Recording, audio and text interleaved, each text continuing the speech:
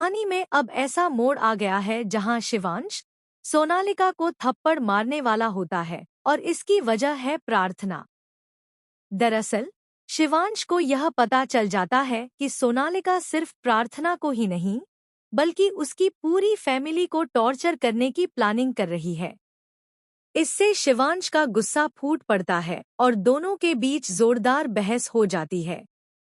वो जैसे ही सोनालिका पर हाथ उठाने वाला होता है तभी प्रार्थना बीच में आकर उसे रोक लेती है और कहती है कि यह सही नहीं है। अब बात करते हैं सीरियल के और दिलचस्प हिस्से की।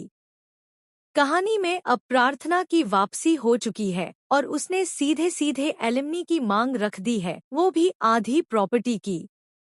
इससे शिवांश बुरी तरह परेशान हो जाता है और अपने कमरे में जाकर तनाव में बैठा होता है। इधर बुआ माँ नई साजिश रच रही हैं। उनका प्लान है प्रार्थना और उसकी माँ को घर से निकालने का। लेकिन प्रार्थना की माँ ने साफ कह दिया है कि अब उसकी बेटी अकेली नहीं रहेगी, वह भी यहीं रहेगी। उसने परिवार को सीधा कह दिया है, हम अपने पैसे लेकर कल ही चले जाएंगे। तभी सोनालिका के माँ बाप पूछते हैं कि ये लोग आखिर हैं कौन। जवाब में सब कह देते हैं कि ये शादी की तैयारियां करवा रहे हैं और घर में रहने वाले हैं क्योंकि ये पुराने पंडित जी के जानकार हैं। अब इन्हें घर में रहने की पूरी आज़ादी मिल जाती है। अब सीरियल में दिखाया जाएगा कि शिवांश अपने कमरे में ही सोने की जिद करता है जबकि वहां प्रार्थना रह रही होती है।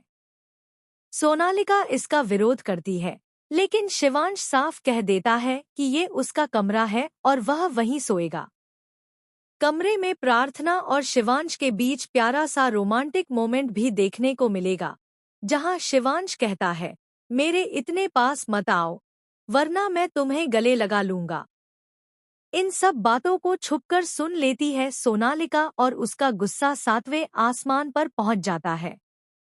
अब वह बुआ माँ और शिवांश की बहन के साथ मिलकर प्लान बनाती है कि प्रार्थना और उसकी माँ को इतना तंग करेंगे कि वे खुद ही घर छोड़ देंगी।